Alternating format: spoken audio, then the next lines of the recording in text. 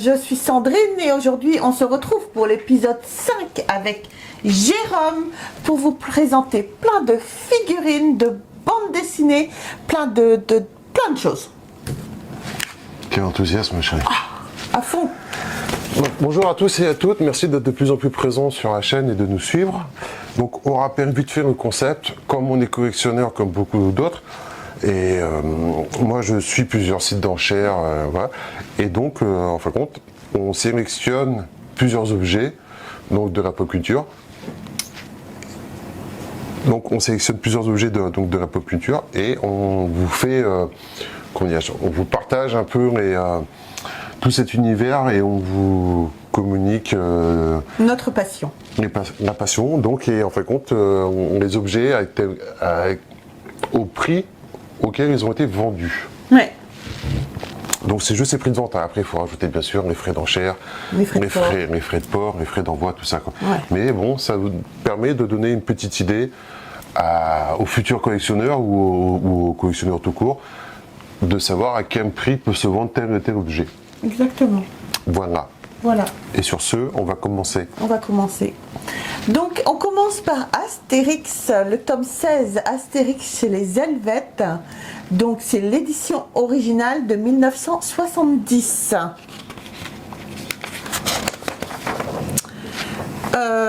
Il est très très beau, les plats sont frais et brillants. Voilà, j'ai pas plus d'informations. Après, c'est vrai que c'est le tome 16. Oui, tome 16, oui. Donc, vous savez, nous aussi, on n'a pas toute la collection des Astérix, on les a quasiment tous, mais bon, voilà. Les premiers sont très très durs à avoir.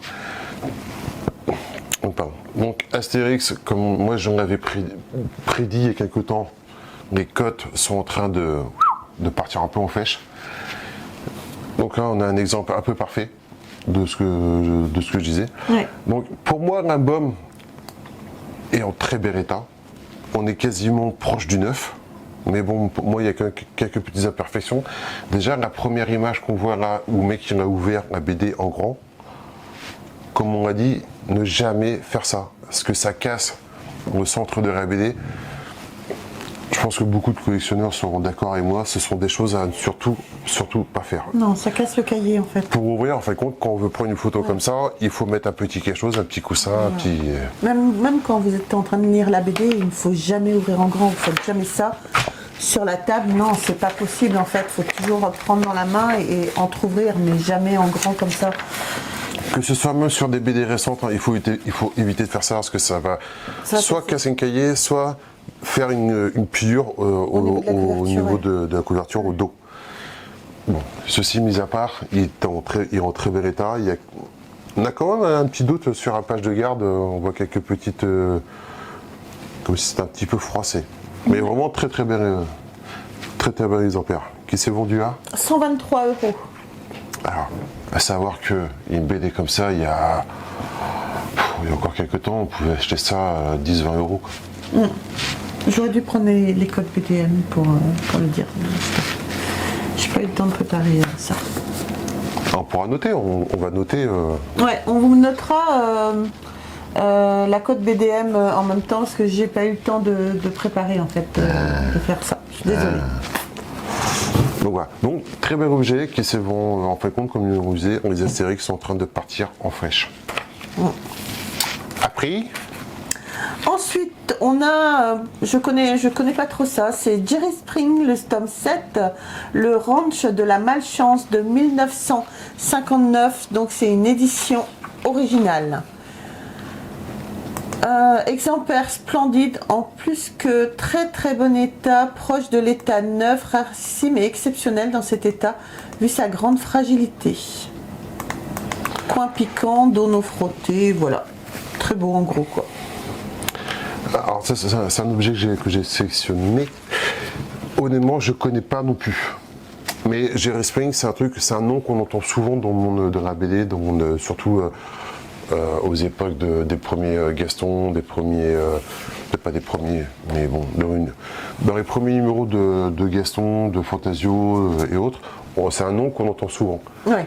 Donc c'est des BD que je connais pas, j'ai pas eu la chance de voir, mais je trouvais cet album-là superbe. Très bel état, la couverture est super sympa. Ça m'a fait penser un peu au Tunique Bleu, je sais pas pourquoi. Je pense qu'il y a quelque chose dans la couverture, dans le visuel qui m'a fait penser au Tunique Bleu. Mais je trouve que c'est une très belle BD qui est en très bon état. Elle est de quelle année 1959. Donc quand même assez ancienne. Et voilà, dites-nous si vous dans les commentaires si vous collectionnez, si vous connaissez, qu'est-ce que vous pensez de cette série.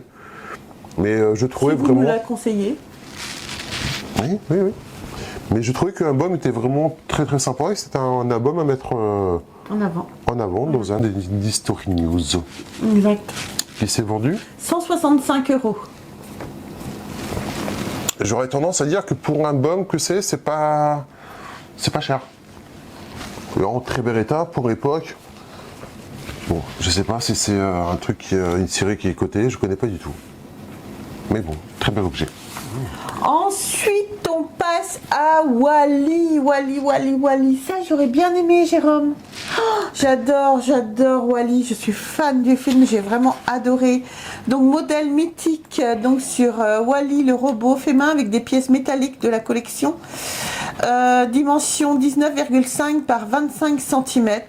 Le robot n'est qu'un modèle, c'est pas un robot fonctionnel.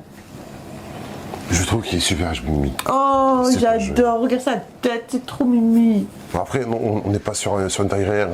Non, on n'est pas sur taille réelle et il fonctionne pas. J'avais pas vu qu'il fonctionnait pas. Donc finalement, je préfère toujours attendre le montage, moi, de mon R2D2. Sortez-moi le R2D2 qui fonctionne. Ouais, enfin, on n'est pas sur le même... Je m'en fous. Hein? Je m'en fous, je tenais à faire passer un message. Oui, mais on n'est pas sur le même genre de vidéo. Non. On n'est pas sur la même série. Non. Et puis on a surtout rien à foutre. Non, mais moi j'aime bien avoir les choses qui fonctionnent quand même. D'avoir Wall-E qui vient comme toi vers toi en roulant, ça serait trop mignon quoi, mais c'est pas fonctionnel. Mais il est beau, hein, il est mignon. C'est bon, t'as fini ta crise? J'ai fini ma crise. Moi je trouve que c'est super objet de déco. Ouais. Je trouve qu'il est super bien fait. Et puis Wall-E c'est un truc mythique. C'est trop mignon. Il est vraiment super bouille ce truc quoi. Moi je trouve ça super sympa. Très très joli. Ouais. Combien, chérie? 240 €. En déco, c'est super sympa. C'est très joli en déco, Wall-E. Moi, je trouve que c'est que le prix. Déjà pas que c'est secondaire, mais bon. Ouais. Moi, j'aime bien Wall-E, c'est trop mignon. Très, très. Après... Ensuite, on a Astérix. Donc, le tome 13, c'est Astérix et le Chaudron, pardon. Une édition originale de 1969. Donc de chez Dargo. Voilà, apparemment il est en très bon état. Donc ouais, Astérix comme on a fait moi juste avant. Très bel objet. Celui-là il est quasiment proche du neuf. Hein, et vraiment superbe. Le dos est bien blanc apparemment. Ouais. En plus j'adore cet album. Il me fait délirer. J'adore la couverture. Vraiment, je sais pas, il y a un truc dans la couverture qui fait que... Ouais, ça va. Très bel album, encore je disais, tout ce qui est Astérix, tout ce qui touche à Astérix pour les collectionneurs, ça part, mais peut-être trop, je trouve, peut-être un petit peu trop. Parce que celui-là, c'est vendu combien? 124 €? 124 €, ouais. 124 €, bon après, ils vont superbe, mais... ouais, je trouve que les prix là, ça commence à devenir un peu chaud quand même. Ouais. Un peu chaud. Et encore, il y a d'autres formats là, des Astérix. Je trouve que c'est, je dirais pas que c'est abusé, mais un peu quand même quoi. Les grands formats. On fera peut-être une vidéo où on en tirera machin. Ouais. Mais les grands formats. Bref, je pense que c'est la dernière collection en vogue Astérix. Ouais, je pense aussi, ouais. Je pense que c'est la série qui est un plus de vent en poupe, comme on pourrait dire. Après, nous avons Marvel Wolverine, donc de chez Selectoy. Une superbe statuette de Wolverine. Sa sculpture d'environ 25,4 cm est fabriquée en PVC de haute qualité et présente des applications détaillées, sculpture, peinture. Elle est emballée dans une boîte à fenêtres de couleur. Alors, je la trouve magnifique, mais c'est vrai que vous pouvez aller sur le monde de Nathan, non, Nathan Tronix maintenant, qui s'appelle mon petit Nathan, qui peut vous réaliser des figurines comme ça. Il en fait vraiment des très très jolies. Nous, il nous a fait celles de Ghostbusters qui sont magnifiques. Donc surtout, n'hésitez pas à aller sur la chaîne de Nathan ou sur son site internet. Je vous mettrai tous les liens pour lui demander ses tarifs et ce qu'il peut vous réaliser. Petite parenthèse, vas-y mon chéri. C'est marrant que tu dis ça parce que... On devrait lui demander ça. Bah oui. Mais je crois qu'il a déjà fait Wolverine en plus, Nathan. Oui. Bon, à voir. Ouais. À voir. Bon, on se concentre là-dessus. Donc, moi je trouvais sympa la figurine. Donc c'est pareil. Pareil, les figurines, il y a un éventail, mais j'ai pas assez avec mon bras pour vous dire tout ce qu'il y a. Comment dirais-je? Les figurines, c'est comme les BD, hein, ça va de 0 à 1000. Encore une fois, allez sur la chaîne de Virtual Devil si vous êtes fan de figurines et de statues. Vous verrez, vous serez assez dégoûté. Alors faites attention si vous errez dessus aussi, parce que vous risquez de craquer. Moi j'ai fait. Et puis quand vous craquez, ça vous. Là par contre, vous prenez une douille. Hein. Ça coûte quand même très cher. Ouais, il coûte cher Samuel quand même. Non, c'est pas Samuel qui coûte cher, c'est ce qui. Non, si, il coûte cher Samuel. Il coûte cher de regarder la chaîne de Virtual Devil. Ça peut coûter cher. Samuel, on t'embrasse très fort. Mais super sympa. Donc très sympa comme petite figurine en PVC, c'est ça? Oui. PVC, ça nettoie. Alors moi, ce que j'aime bien, parce qu'en fin de compte, j'adore Wolverine avec ce costume. Ouais. Je trouve qu'il a beaucoup de charisme, qu'il y a beaucoup de trucs. Ouais. Moi, je trouvais sympa la figurine. J'aurais pas acheté parce qu'elle fait que 25 cm. Ça fait pas. Moi, j'aime bien les figurines un peu plus grandes. Ouais, un peu plus grande. Ouais. Si elle avait fait 35, j'aurais peut-être. Je me serais peut-être laissé tenter. Et encore, si j'avais pas ma conscience qui m'en empêchait. Mais. C'est moi la conscience. Ouais. Je suis le petit ange de ce côté-là. Et de l'autre côté, la petite diable qui essaie de le tenter. Mais j'empêche, en fait, le petit diable. Ouais. Comme quoi. Hein. Bref. Et. Elle a été vendue 320 €. Je connais pas du tout les tarifs. Je trouve que c'est un petit peu cher. Non? Je trouve que c'est un petit peu cher. Alors, dites-moi dans les commentaires si vous trouvez que oui ou non, mais un petit chouï. Petit chouï. Après. Ensuite, on a Me. C'est une collection de bandes dessinées, enfin c'est une bande dessinée, une petite série qu'on fait, on s'éclate comme des gros malades. Quand on lit, il n'y a pas du tout de texte, c'est que des images, c'est Me, j'adore, je suis fan. Donc cette planche-là est de 1987, je n'ai pas plus d'infos parce que tu m'as donné les infos mon chat, excuse-moi. Mais qui sont écrits pas en français, en allemand. Si cette bande dessinée animale sans texte avec une vache dans le rôle principal est apparue dans divers journaux à partir de 1980, ces caricatures sont largement connues sous le nom de la bande dessinée quotidienne dans les nombreux journaux néerlandais. Donc voilà, mais la bande dessinée au niveau de la France, c'est sur Me. Hein. Ah, c'est Me, je crois que c'est Bambou qui fait. C'est Bambou Alors Me, attendez, Jérôme va regarder. Donc voilà, donc du coup, Jérôme vient de revenir, donc on vous a pris la bande dessinée. Donc c'est de chez qui? Alors c'est de chez Bambou? Bambou édition. Franchement, super édition. J'espère que super idée. J'espère que vous allez continuer. Je sais pas si elle est si finie. Il faudrait que je demande à mon contact de chez Bambou. Alors, à savoir, c'est pas une création Bambou. Hein. Non, c'est pas une création Bambou. C'est pas français. Non, à la base, c'est néerlandais. Voilà. Je pense que c'est néerlandais à la base. Mais voilà, ils ont repris le truc, ils l'ont traduit. C'est un bien grand mot, hein, parce que... Oui, il n'y a pas de texte en fait. C'est que des strips. Hein. C'est que des strips, mais c'est fondeur. Franchement, c'est excellent. C'est très, très con, mais c'est...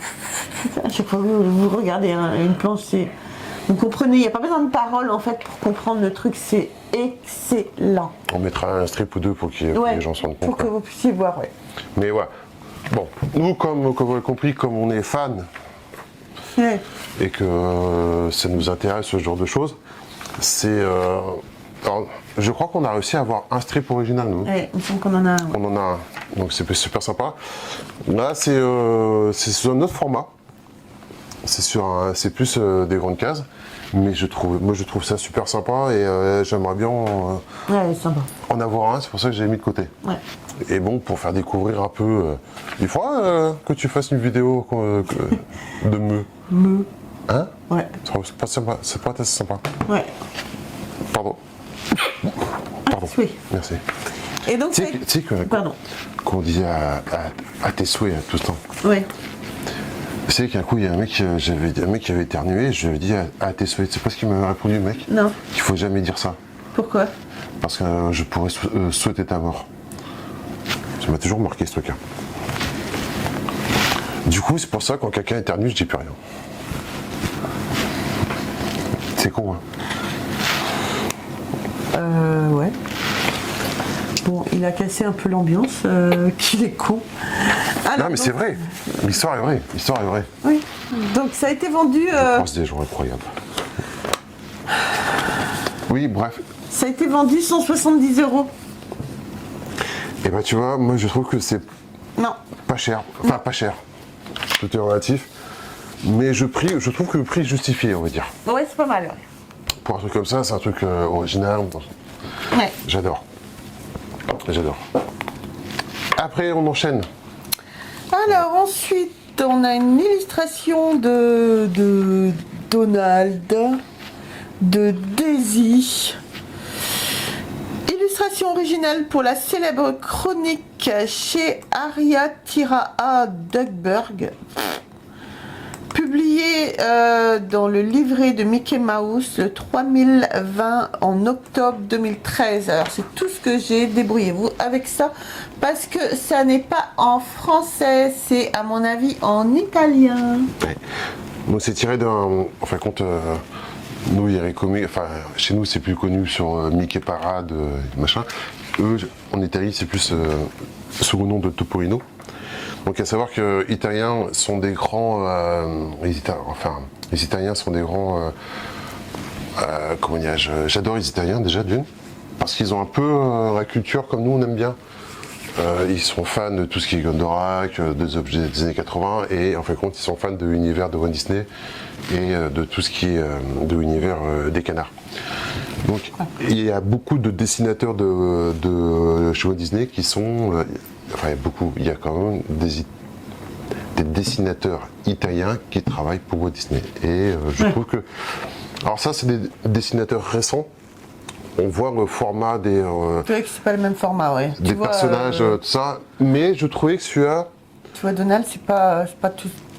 Mais ouais, Ça change. La position est excellente, la scène est excellente, moi j'aime bien. La scène est sympa, je trouvais que le rendu était bien sympa. Je trouve qu'il aurait donné un autre dynamisme.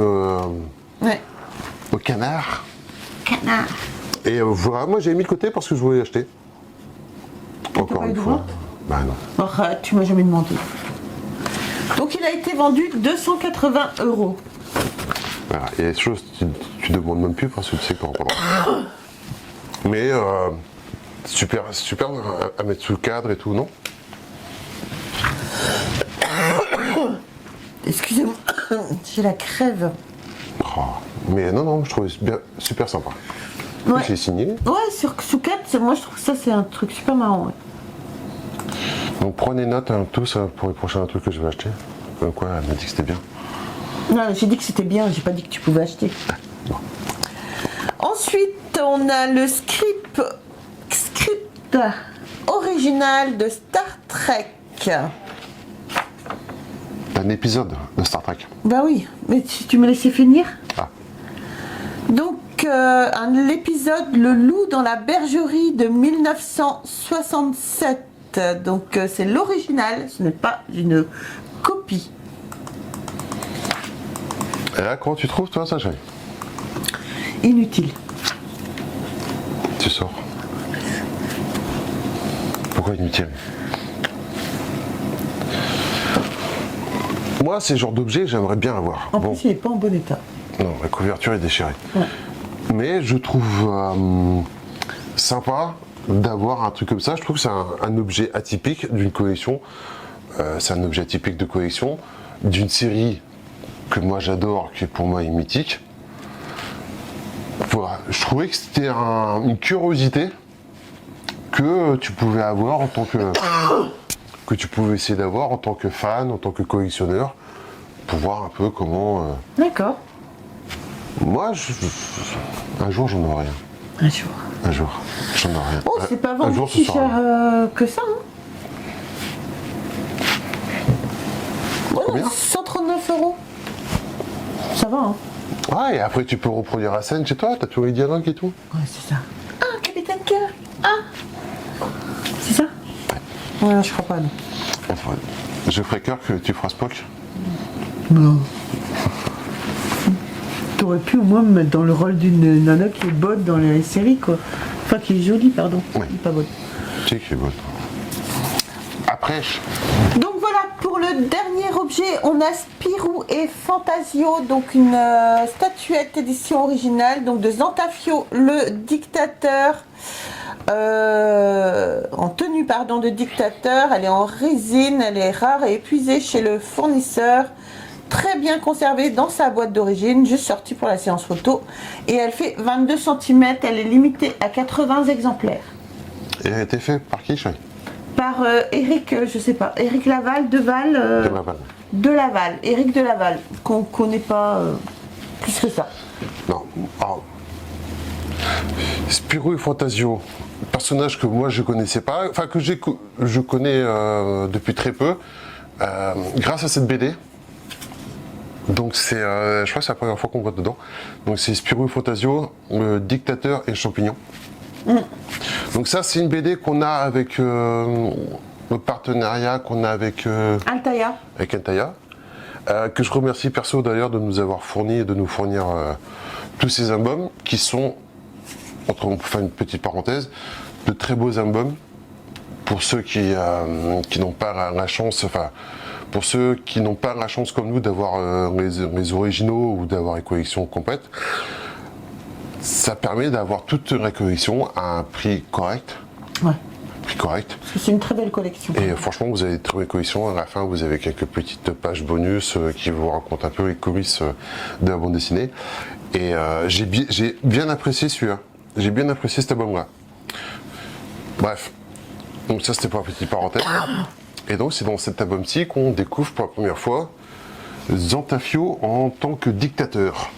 Et je trouvais que la figurine était vraiment magnifique. Ouais.